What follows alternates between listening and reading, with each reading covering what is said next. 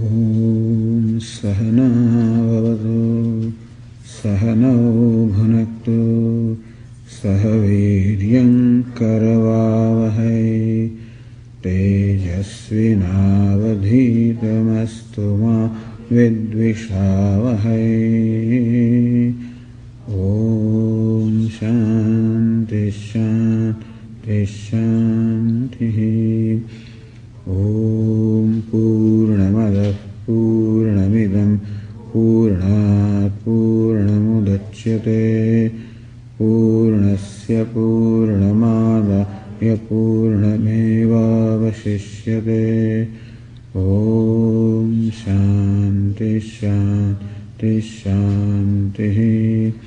Shruti Smriti Purananam Alayam Karunadayam Namami Bhagavat Padam Shankaram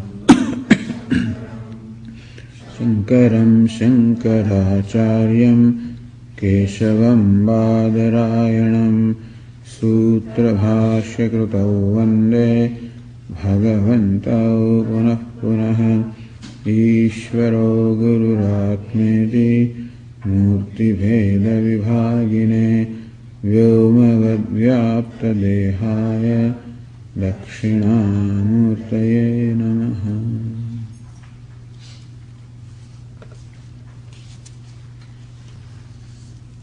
Read the verse 23.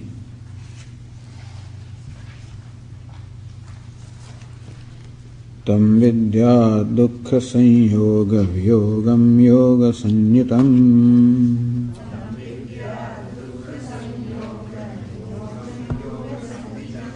Sanischayena yoktavyaha yogo nirvinna chetasa.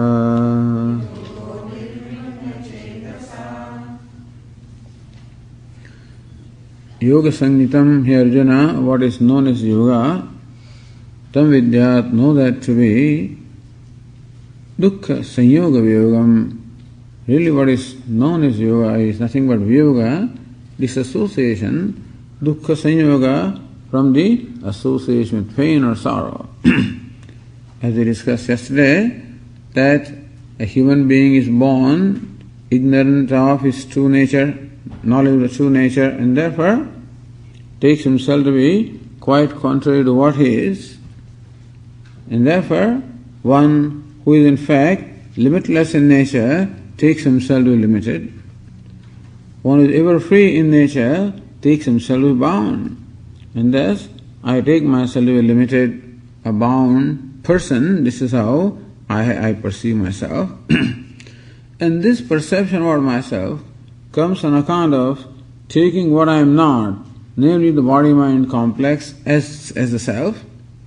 So where there are two, as we said, the person and the personality, the self and non-self, are lumped together and taken to be one. And therefore, I take this body to be myself, the mind to be myself, as a result of which all the limitations of body, etc., are thought to be my limitations. And this is how, even though I am free from every limitation, I nevertheless take myself to be a very limited being. And it is the sense of limitation of myself which is the cause of unhappiness with my own self. So I become unhappy with myself because I find myself a limited being, and my unhappiness with myself, or my non-acceptance, or my rejection of my own self is the cause of sorrow. And therefore, the way to become free from sorrow, as we said, is to be able to accept myself. And I cannot accept myself unless I find myself acceptable to me. And therefore, dukkha sanyoga vyoga, the way to become disassociated from non-acceptance of myself, and thus proceed on the path of self-acceptance, as we said, is in two stages as taught by Bhagavad Gītā. The first stage is karma yoga, where I perform an action which gives me a satisfaction.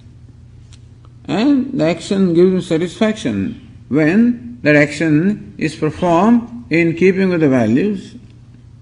When I follow dharma, when I follow what is right thing to do. Anashritaha karma phalam karyam karma karodyaha.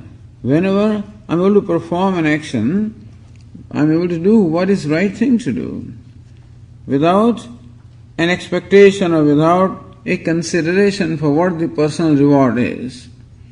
So whenever I am able to do what is appropriate or right thing to do in a given situation, without any consideration of whether it gives me any personal reward, that very attitude, that very spirit is conducive to causing self-satisfaction. Understand?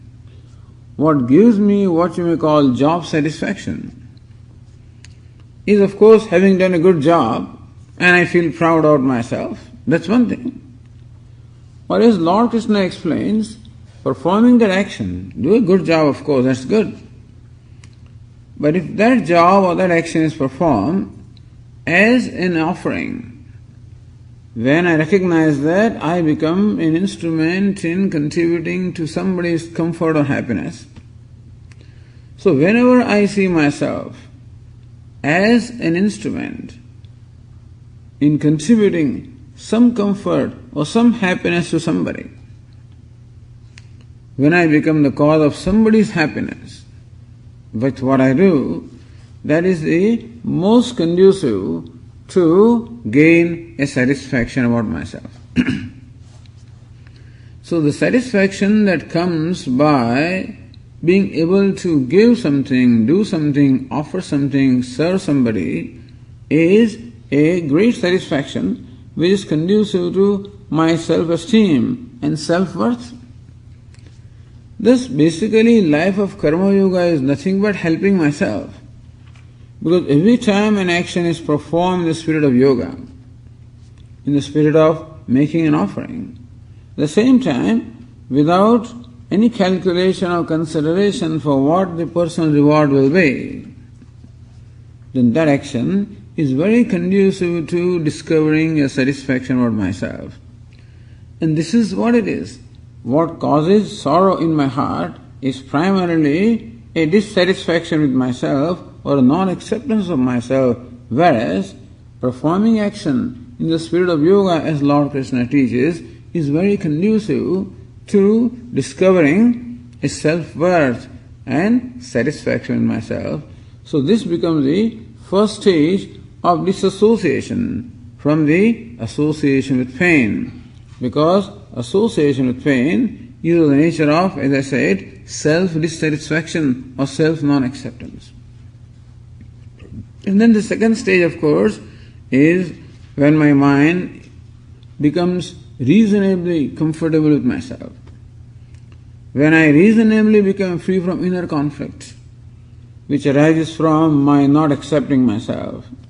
When I discover a comfort with myself, then one can say that the karma yoga has served the purpose, and now I am ready for the next stage of what we call jnana yoga, or a life of contemplation, wherein now, since I am comfortable with myself, the mind is abiding in myself, now the mind is available really to contemplate upon the nature of the self.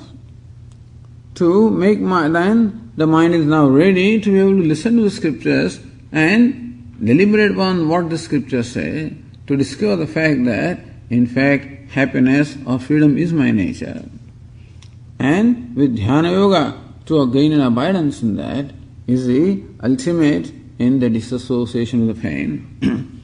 So, Arjuna, what I am teaching you is nothing but really disassociation with pain, which is what every human being wants anyway. Every human being naturally, invariably wants happiness, and that means that dukkha nivrutti, avoiding or disassociating with pain, is what everyone is attempting every moment in their own way. But this is the right way. In other ways, when we try to disassociate with pain by acquiring something, by becoming something, whatever, in fact we are lending into more pain, usually. So therefore, Bhagavad Gītā teaches how to progressively become free from sorrow and own up the freedom and happiness which is my nature, which ultimately culminates into owning of the fact that I am limitless. So nischayena yoktavya. Therefore, here Arjuna, may you perform this yoga. Nischayena, with a determination, with a conviction that this is the way to do. So when that conviction is there as to what should be the process of my life, what should be the goal of my life is to gain complete freedom from all sorrow and therefore to gain limitless happiness. But the process is not to acquire something that I don't have. The process is to get rid of something which I have. In terms of likes and dislikes, in terms of the false notions, nischayena yoktavya. Let there be a clarity, in which case there will be no conflict. When the clarity is there and the conviction is there, then there is no conflict in having to make a sacrifice. If I am required to let go of something, required to let go of my ego, let go of my likes and dislikes, I will not have conflict because I know that by so doing, in fact, I am helping myself. Otherwise, ego is a very difficult thing to give up. Because ego itself is to give up the ego. And therefore, if this conviction is not there, ego will retain itself and then do everything else. And therefore, sanischayena yoktavya yogaha anirvinna chetasa. And ego will not go away like that. A lot of poison will come. So when they are churning the milky ocean, before the ambrosia comes, the poison comes. And so whatever poison is there, of likes, dislikes, whatever, all of that will come. And be ready to swallow that or give it up. Anirvinna chetasa, without becoming disappointed or dejected, may you with determination continue on this path. Follow this path and continue on that. Having emphasized the need or importance of this yoga, Lord Krishna again briefly tells us the dhyana yoga, how to perform the meditation upon the self. In the verse 24, Lord Krishna says, 24 and 25 together. Sankalpa prabhavan kaman tyaktva sarvan sheshataha manasaivendriyagramam viniyamya samantataha shanai shanairuparamete buddhya dhrutigruhitaya atmasamstham manah krutva na kinchidapi chintayet.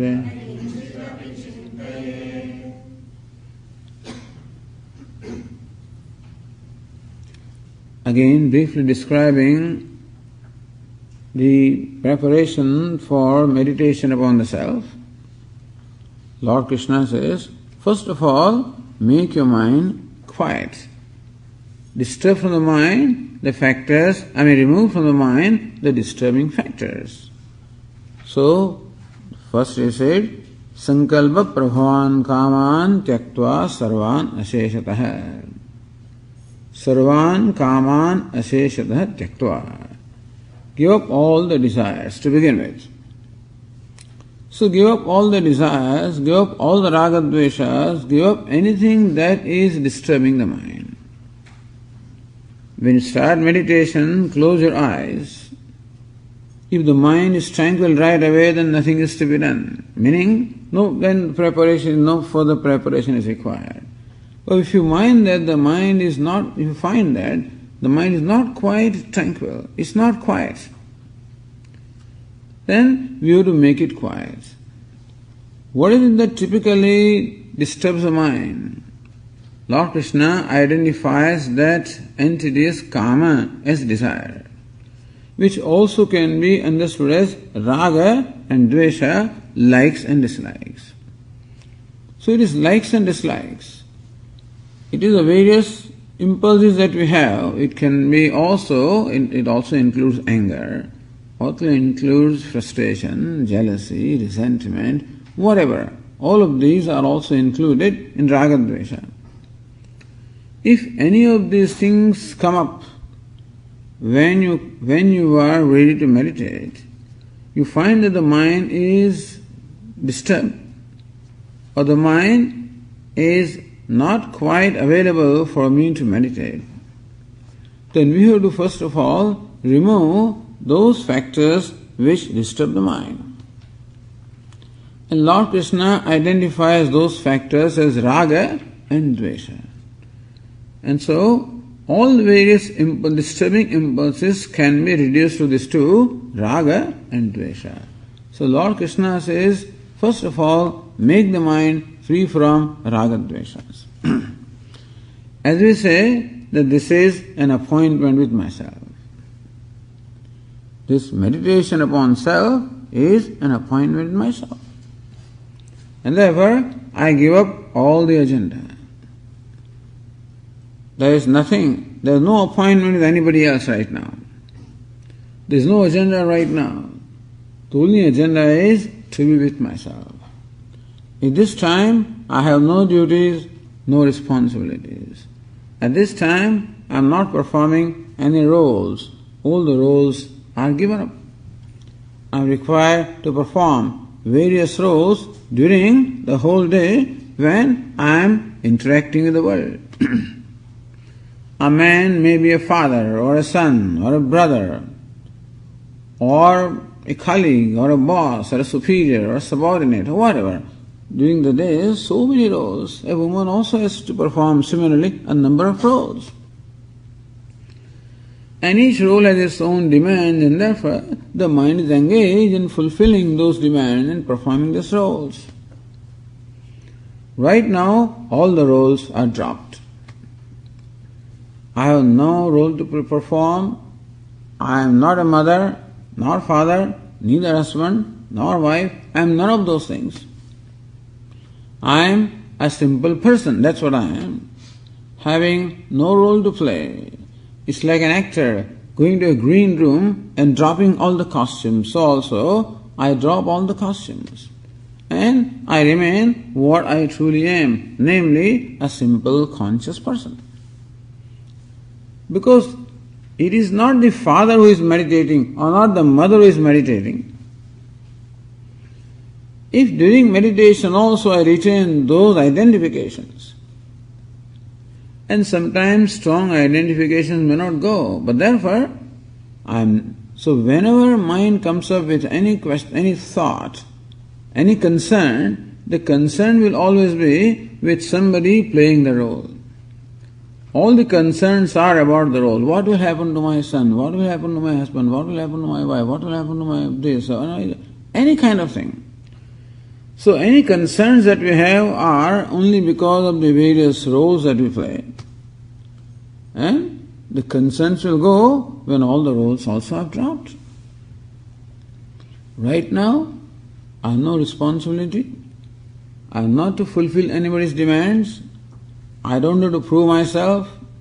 I don't have to gain anybody's acceptance. Nothing. I am in my private quarter where I am not being judged by anybody, and therefore there is no concern about being judged or being accepted by anybody.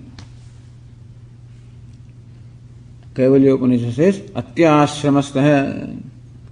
You become a sannyasi at that time. Because grihastha means lots of responsibilities. Even a brahmachari, also a lot of things to do. Even a vanaprastha also things to do. Even a sannyasi also.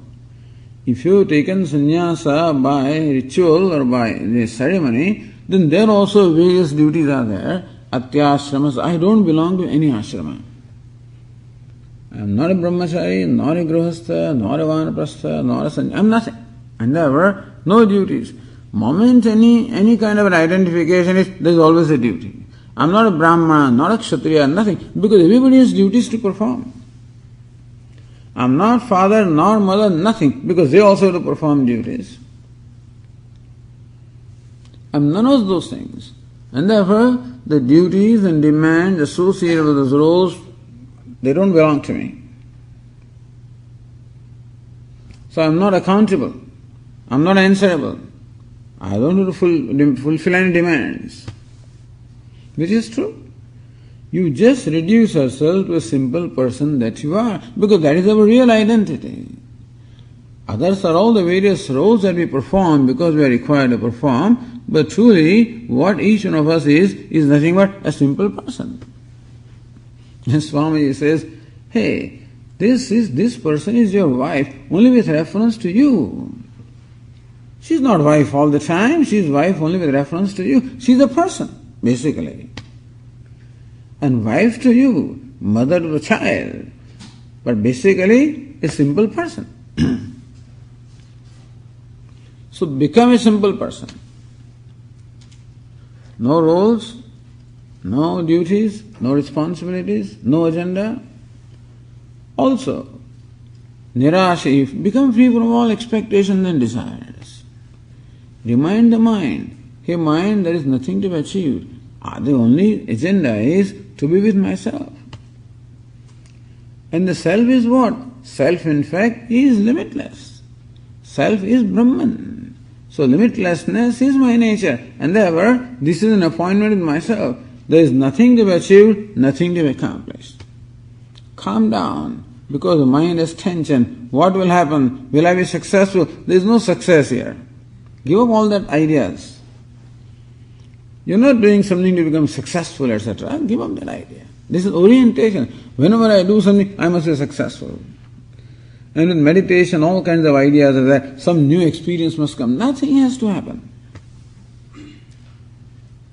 And so, let the mind become free from every stress and tension which come from some expectation. Nirashira parigraha, no expectation. If a mind makes any desire, says, why do you want? Who are you? Recognize that you are limitless. You don't have to fulfill, you don't need anything. Which is true. All the needs are only imagined needs.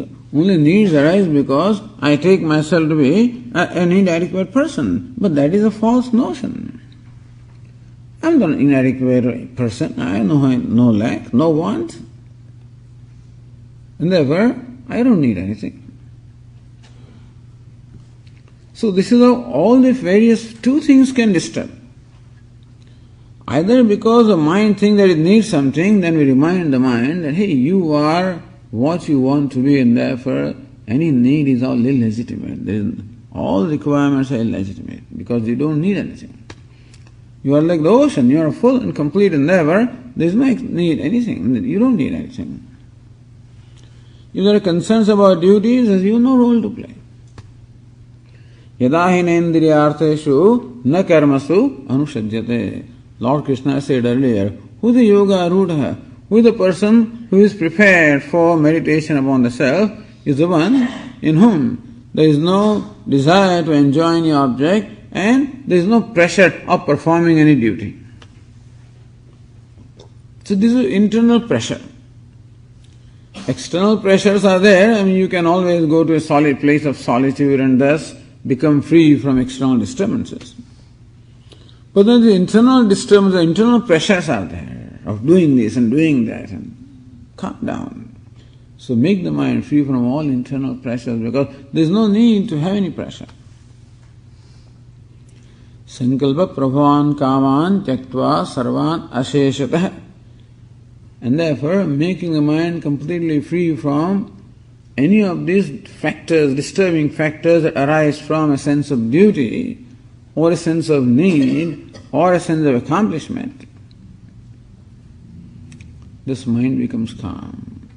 Manasaeva, with that calm mind, indriya gramam samantatah viniyamya, with that mind, now slowly make all the sense organs also completely composed. the sense organs will be composed because the mind that actually prompts the sense organs to do things, when the mind doesn't make any demand, the sense organs also, organs of perception as well as organs of action also, viniyamya, will be under control. Meaning that the whole gram means a group, the group of organs of perception and action also is composed. So mind is composed and also sense organs of perception and organs of action also are composed. Then we want the mind to be slowly focused upon the self. Shanaihi uparamed. Lord Krishna says, slowly and slowly now, make the mind introverts. Make the mind inward looking. Make the mind centered upon the self. Shanaihi. So before the meditation, the mind was engaged in thinking of the whole world. So we have to slowly make their mind think about the self. Lord Krishna used the expression Shanaihi, slowly and slowly, not sahasa, not right away. Therefore, it's a good idea to slowly and slowly narrow down the field of thinking of the mind until it narrows down completely to the self. And therefore, some methods are suggested. The first step one can employ is to make the mind, let the mind think about the body. Let it stop thinking about what is outside the body and let the mind focus its attention on the body. So we cannot make the mind right away free from thought or free from occupation because it is nature of mind to do something. Therefore, we give the mind an occupation. O mind, confine yourself to the thinking about body. And therefore, deliberately focus the attention of the mind on the body. Start from the toe of the right foot. Let the mind focus attention and feel the presence of the toe. And then slowly and slowly move upward to the sole and to the heels and to the calf muscles, to the knees, to the thighs, to the hips. Let the mind slowly travel along the right half of the body. And as it travels and it becomes conscious, you find that slowly and slowly that part of the body becomes relaxed. And the mind also becomes relaxed. And from the pelvic region slowly rise above to the abdomen and to the chest and to the to the shoulders. Slowly along the neck rise the face and then to the head. And thus you slowly travel along the right half of the body, from the toe to the tip. One may take one's own time in doing that.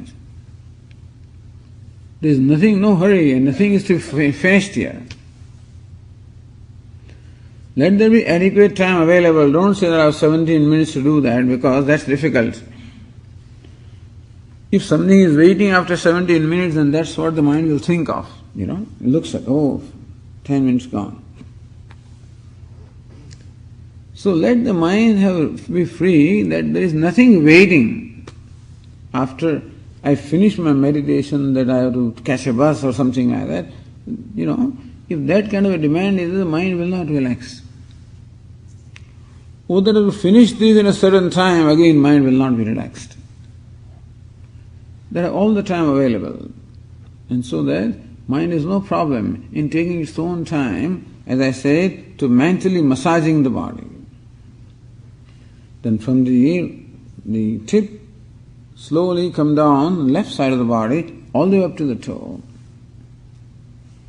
This way, the whole body also gets relaxed and mind also gets relaxed.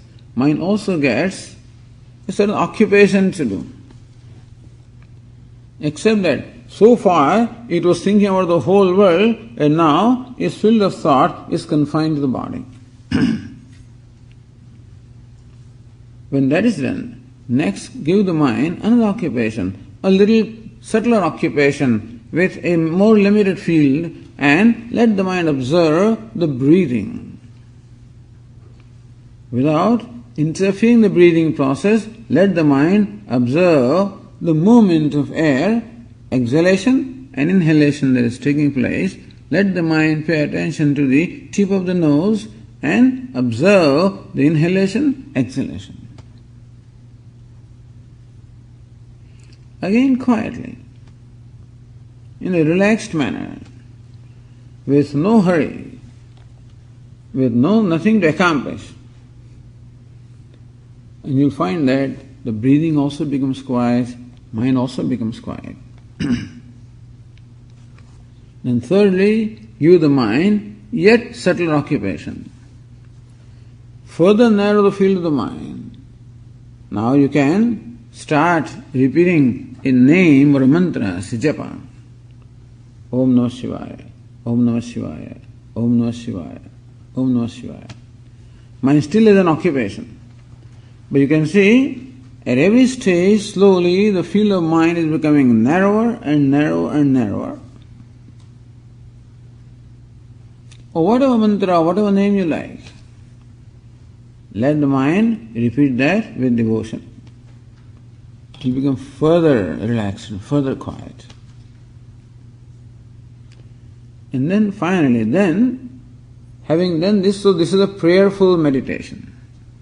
When we repeat Om Namah Shivaya or a mantra or a name like that, it is meditation upon Saguna Brahma, meditation upon Ishvara with attributes, such as Shiva or Krishna or Rama. That's what we call Saguna Brahma.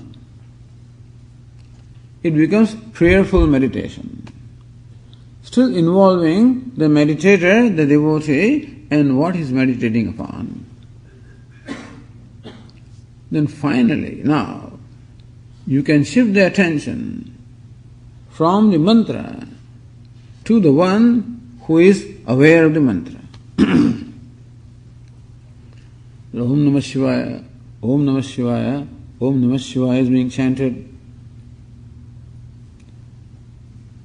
That this mantra or this thought, Om Namah Shivaya, is illumined by the consciousness. That's why I'm aware of it.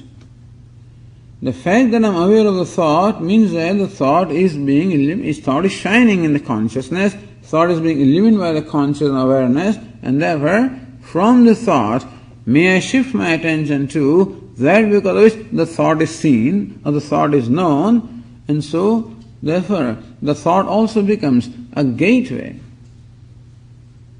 of shifting my focus to the consciousness because of which the thought is in fact illuminated. Consciousness is myself. So this is how then we come to our own self. Who am I? I am in the beginning the witness of the thought. I am the witness of thought, Om Namah Shivaya. So from the mantra of the thought, I come to the witness. I am the witness, the conscious silent witness I am. And finally, even that witness also one may let go. That witness also is a role, that's the ultimate role. And in fact, I am not even witness, I am simply the witnessing consciousness. Atma samsam manah krutva nakinchid abhichindayet. So Lord says, shanaihi uparamet. May one withdraw slowly in this way and let the mind be focused then upon the self.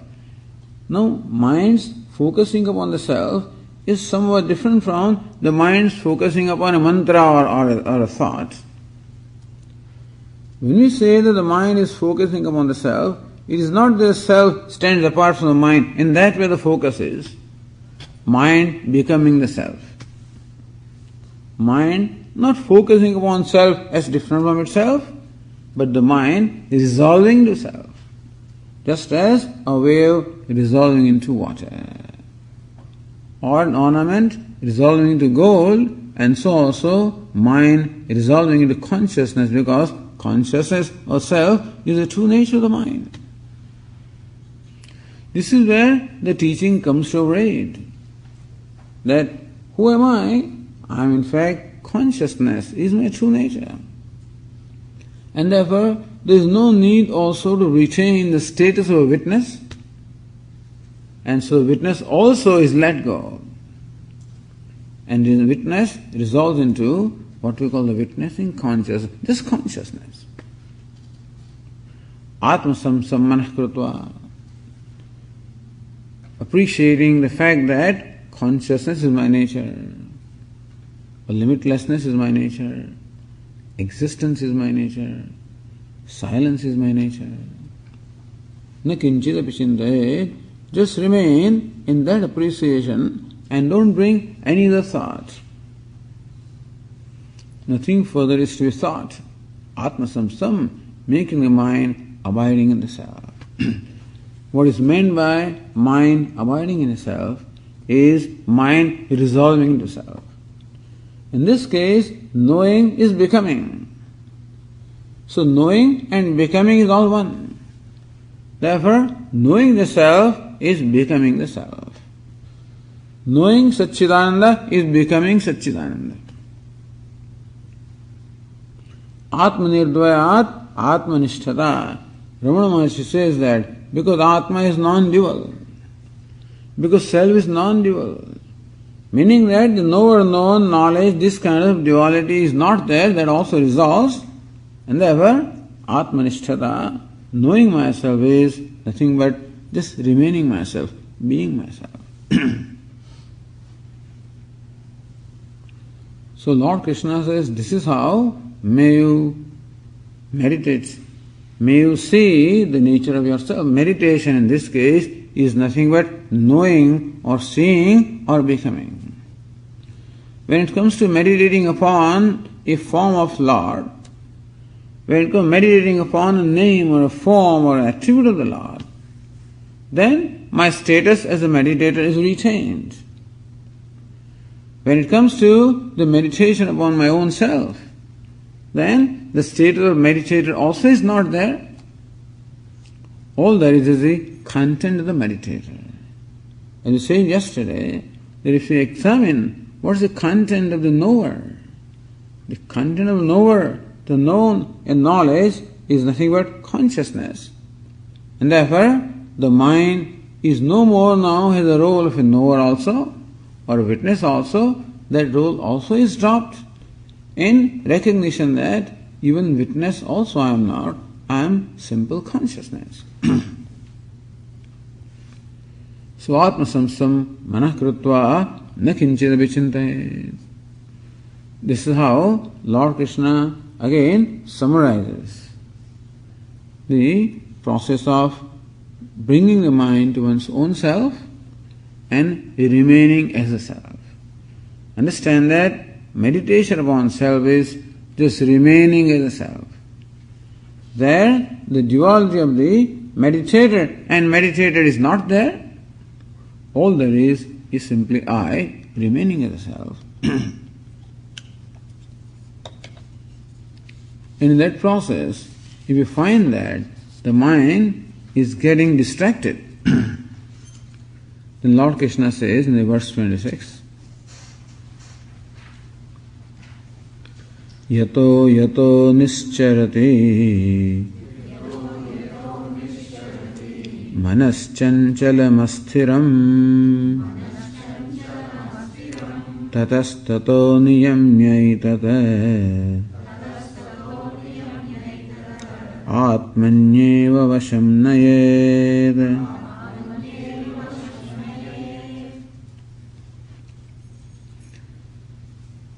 Chanchalam asthiram manah yato yato nischarati. Yato yataha, for whatever reason. Chanchalam asthiram. Chanchalam, the restless. Asthiram, unsteady. The restless and unsteady mind. Actually, there is no reason for the mind really to get distracted. Because what the mind is seeking is what it is. When the mind recognizes that I'm complete, happiness I am. So mind resolving into its wholeness, like a wave resolving into water, which is vast or which is limitless, ocean. And so there is no reason why the mind should really want to give up this. Just as when we are fast asleep, there is no reason for us to give up the sleep at all. Who would want to get up from that sleep, give up that, get that experience? Who wants to plunge into all the conflicts of the day? Nobody wants it. And still we find that we are woken up from sleep anyway. It's not the alarm wakes us up, even if you don't have alarm, sometime you'll wake up. The alarm will wake you up at 6 o'clock, otherwise you'll wake up at 7 o'clock, 8 o'clock. Sometime you'll wake up. Even a teenager will wake up at 11 o'clock. Some days to wake up. The deep sleep is a very pleasurable experience. And therefore, really there is no reason why I should not give up that pleasurable experience and then come into all the conflicts. And still I find that I am woken up anyway. Not that I am woken up by somebody else. In fact, my own mind will wake me up. If my mother does not wake me up, if the alarm clock does not wake up, and mom does not wake up, it is my mind will wake me up. Because in the mind, there are still unresolved things. There are still habitual, as they said, the habitual error which is there in the mind. There are these unresolved likes and dislikes. There may be some little resentment remaining there, some anger remaining there, some desire remaining there. In fact, they are all products of ignorance. And there is no reason to continue in the wake of the knowledge. But the knowledge has to slowly percolate into my entire being, understand? Therefore, the knowledge that I am Brahman, or that I am complete or I am limitless, has to percolate in every aspect of my being, then only it becomes an abiding knowledge. So as long as in my subconscious or whatever, there are still some unresolved things, all of them have to surface and we have to resolve them. Therefore, it is possible that some desires which are not fulfilled may come up. Some likes and dislikes which were still not resolved may come up. Things may come up. Lord Krishna says they will come up. It is likely that they will come up. Yesterday we said how in a very calm pool of water there may be some organic matter at the bottom which is decaying, and the decaying organic matter releases some gas which gets released from the surface as bubbles, and that keeps disturbing the surface. There is no reason really. And so also there does not appear to be any reason why my mind should disturb. It still gets disturbed because there are still unresolved things in the mind. Therefore Lord Krishna says, yato nischarati. For whatever reason, the mind gets distracted. Chanchalam asthiram. The mind still has some restlessness. Asthiram, it is still unsteady. And therefore, the restless and unsteady mind, for whatever reason, gets distracted, meaning that it gets distracted from its object of meditation and starts thinking of something else. And this applies to any form of meditation. Even the prayerful meditation that we perform in terms of japa. So, whether you are meditating upon a form, meditating upon a name, meditating upon a mantra, in any meditation, distraction is possible as long as the mind is not completely calm or completely resolved. Therefore, it is possible that a thought of something that I love, something that I like, or something that I wanted, which want is not fulfilled, that thought may come. A thought of a desire or want may come. Something that I dislike, that also may come. Therefore, it is likely that the likes and dislikes, which are, understand that through the process of karma yoga, most of the likes and dislikes are resolved. What remains is only some residual thing. So some residual likes and dislikes, some residual things. In Vedanta they also use the word kashaya. Kashaya is these unresolved thoughts, which have no relevance at all sometimes. Or it may be some desires or likes and dislikes, which have not been resolved. You see, what happens is that in our day-to-day interaction, very often that interaction is not concluded. We do not settle account every time. I talk to you for 5 minutes, but then that conversation leaves a certain residue in my mind. You said something which I did not like inside. And therefore, a certain amount of dislike may remain even after you leave. Or I said something which I said the later thing is not good, then a sense of hurt or guilt may remain. Some guilt, some hurt, some little disappointment. Maybe what you said something, I was not happy about. So, some disappointment, some frustration, some hurt, some guilt is likely to remain as a residue after that conversation or after that interaction. And therefore, we do not close the account. Every interaction in the world, or most of them, seem to leave some or the other residue in my mind. And all these residues pile up inside. Since I am very busy, I don't have time to address the mind, and therefore they all get piled up because they don't receive my attention. I am too busy to pay attention to these things. So then, when will they have an opportunity to seek my attention?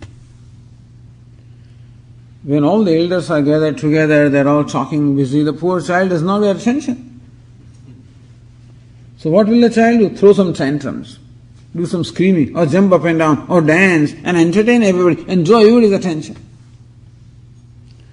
And so also those unresolved residual things, which generally do not receive my attention because I am too busy.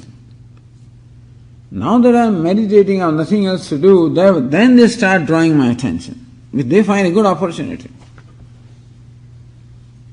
Like the mother will not attend to the child because she is busy, but then when the mother's friend comes and they are talking, that time the child finds a good opportunity because to draw mother's attention. And then he makes her himself, he somehow gets what he wants from the mother. So understand that similarly also these unresolved things in the mind, they find it very convenient to draw our attention when the mind has become tranquil. And therefore, it is likely that as long as these bija or seeds are there, so long they will show up and they will disturb the mind. It will happen. Yato yato nischarati, for whatever reason, you find that the mind runs away. So, nischarati means goes out.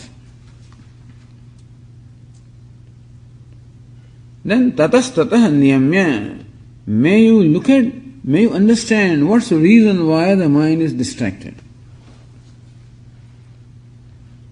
So here Vedanta teaches us to use the tool of viveka.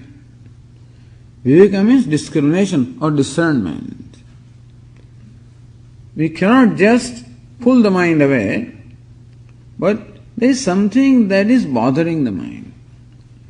Let us be kind to our mind first of all, and not try to just be angry or snatch the mind away or pull it inside. Because mind is a very delicate instrument, and therefore with patience and kindness we look at the mind and see what is that disturbing, why is the mind bothered, why is it disturbed? Because there is some desire, there is some hurt, there is some guilt, there is some anger, there is some resentment, there is some frustration, there is some disappointment, something is there which comes up. Somebody said something yesterday, something happened 15 days ago, whatever. All kinds of things are there. So all those things are resolved, all stored up inside. So when the mind comes up with something like that, let us observe the mind and see what is the reason why the mind is this, what is this difficulty? And release the mind from that. If it is a dvesha, a mind comes up with some aversion or dislike for something, then we deliberately make the mind see what is the likable aspect of that very same thing. By pratipaksha bhavana, and release the mind from dislike. If the mind comes up with a like or an attachment, then we make the mind see the unlikable aspect of that thing, which is always there. Everything is like the coin having two sides. And therefore, there is always something likable and something dislikable. Mind normally sees likable and gets attached to the thing, or sees dislikable and has aversion for that. So we make the mind see the other side, and therefore its impulse of likes and dislikes will be resolved. This has to be done. This is called vairagya. Yato yato nischari. For whatever reason the mind runs away. Or there is even a better method, a little superior method, a subtler method. Whenever mind thinks of anything, any object, any person, any name and form, understand that basically there are two entities. Like in a pot, there are two things. One is the pot has a form and a name, and it is made of clay. So you can say that there are two entities here, clay and the pot, meaning name and form. Although you cannot say there are two really, it's only one. But still, as though the names and forms are imposed upon the clay, and we call this entity a pot. So I am meditating upon clay. Then all of a sudden the mind goes into the form. Then what do? I bring the mind, shift the focus again from the name and form to clay. Similarly, as we have discussed earlier, every name and form such as a pot is essentially what we call asti bhati priyam. A pot shines, and a pot has attractiveness. Each is called asti, shines is called bhati, attractiveness is called priyam. A flower also shines in my consciousness, has an attractiveness. Flower asti, flower bhati, it is priyam. And so with every object, we find that these three are invariably associated, asti, bhati, priyam. That is the most common denominator of every object, good, bad or indifferent. So what separates one object from the other is the name and form. Just as if there are many vessels made of clay, then what separates one vessel from the other is its name and form, but the clay is the common denominator. And so also what separates one entity from the other entity is just the name and form, but then that every entity is asti bhati priyam. Satchit ananda is an obtaining fact. Therefore, moment the name thinks of name and form, moment the mind thinks of name and form, that's called distraction. I want the mind to think out, to be focused on asti bhati priyam, which is myself. Then because of force of habit, it gets into name and form. Yato yato nischarati tatas tato niyamya. Shift the focus from name and form to asti bhati priyam, which is myself. So this is seeing the reality. Earlier method was what we call vairagya, meaning resolving the likes and dislikes. The second method is seeing the reality of any object, which is nothing but the self. Atmaniya pasamnayet. Therefore, Lord Krishna says that be alert. And when you find that the mind gets distracted, shift its focus from the object of distraction again to the self, which is always nothing is ever apart from the self, understand? Just as no clay vessel is apart from clay. And so also no name and form, no object is apart from Asti Bhati Priyam. That is myself actually. Meaning nothing is apart from the self or the consciousness. And therefore, alertly shift the attention of the mind from the name and form back to the consciousness or Asti Bhati Priyam, which is myself. So this is called meditation. Thus, meditation implies that there is still some residual distraction or restlessness in the mind, and therefore that work needs to be done. When the mind becomes totally free from distraction and free from all restlessness, and that is when everything in the mind is resolved. So whatever comes up is resolved. Then ultimately the mind becomes completely free from all disturbing factors. And then it naturally and effortlessly abides in its own self. Which is what the next verse tells us. Let us read that verse also. Prashanta manasam hyenam yoginam sukhamuttamam upaiti shanta rajasam brahma bhutama kalmasham. Enam prashanta manasam yoginam. Enam yoginam, this yogi who is prashanta manasam, whose mind is completely tranquil. Prakarshena shantam. Shanta means tranquil. Prashantam, completely tranquil, meaning that now there is nothing inside, no inside pressure at all to disturb the mind. It is shantam and tranquil as long as tranquility is through an effort. But as a result of this effort done for a long time, when the mind becomes free from disturbing, distracting factors, it is called prashantam. It is completely tranquil, effortlessly tranquil. Then what happens? Enam yoginam, this yogi, this meditator, this aspirant, who is now one, whose mind has gained complete tranquility. Uttamam, so that tranquility is also explained by Lord Krishna in the second line, Shanta Rajasam Akalmasham. These two words are said there, Shanta Rajasam. The mind is tranquil because all the rajas means agitation. Shanta Rajasam, because all the agitations have become quiet. All the agitations have been resolved by the process that we described earlier.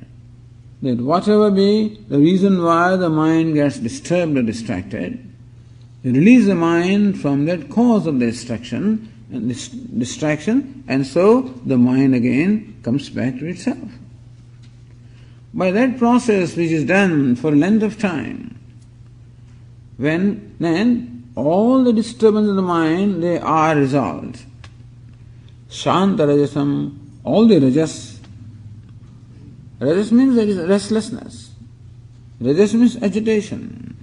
So agitations, restlessness, whatever causes were there, when all of them are removed by the Pratipaksha Bhavana, then the mind becomes completely free from all the rajas. Akalmasham. The kalmash also means impurity. Here you can call it tamas. So akalmasham, free from tamas, shanta rajasam, free from rajas. The mind becomes completely sattvic, completely tranquil, completely pure or placid, because it is free from all rajas and tamas. Like as we said, a pond or a pool of water. If there is dirt in the pool of water, and the surface also is disturbed, then we cannot see through clearly what is the bottom.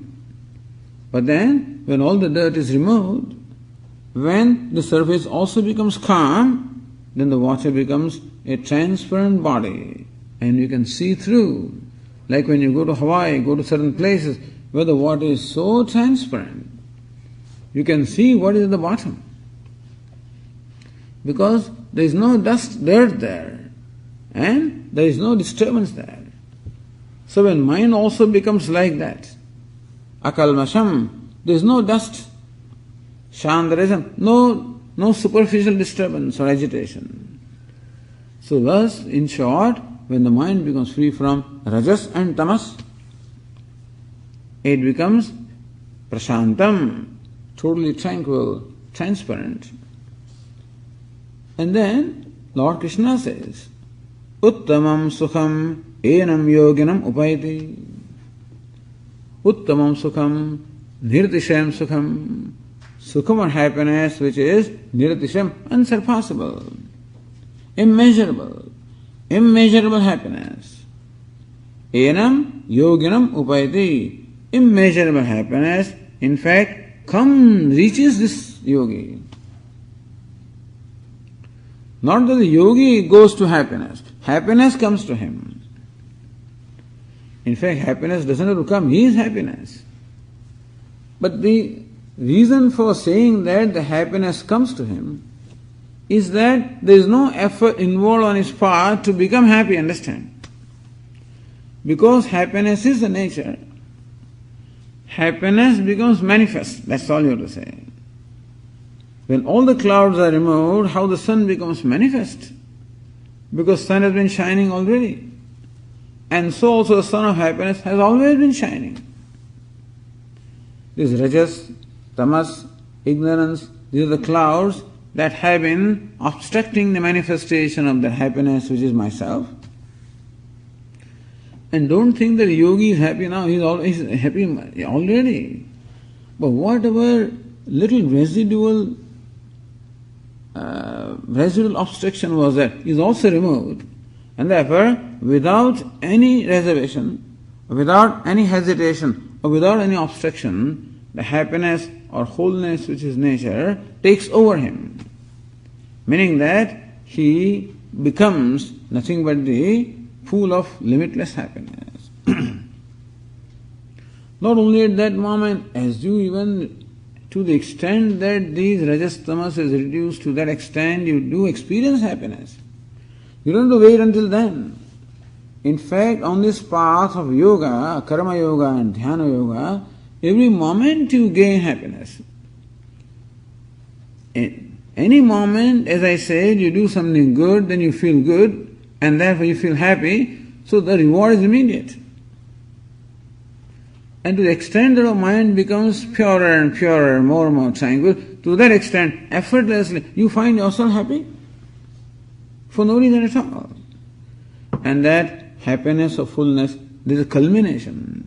When finally also, ignorance is not there, but the habitual rajas tamas which were there, when they are also completely gone, then without any obstruction or without any reservation at all, the happiness or fullness which is the nature of the yogi, that remains, the yogi totally abides in that. So Lord Krishna says that happiness comes to him. Upayade yoginam. It comes to yogi. Meaning that no effort is required on the part of the yogi to be happy, because happiness is his nature. And so this is a very important thing. Normally we always chase happiness. Ideally, happiness should chase us. That's how it should be. So that is called the life of yoga, where I am not the chaser of happiness, where happiness follows me on account of what I do, on account of what I am. And that culminates into the yogi completely getting submerged into this pool or ocean of happiness, where there is no separate existence at all. All that is nothing but one boundless happiness or consciousness or fullness. So this is the ultimate result of the dhyana yoga or the meditation upon the self. We'll continue. Next one. Om Purnamadah Purnamidam Purnat Purnamudachyate Purnasya Purnamadaya Purnamevavashishyate. Om Shanti Shanti Shanti. Shankaram Shankaracharyam Keshavam Vadarayanam Sutra Bhashya Krutau Vande Bhagavantau Punah Punah. Ishvaro Gururatmedi Murti Bheda Vibhagine Vyomavad Vyapta Dehaya Dakshinamurtaye Namaha.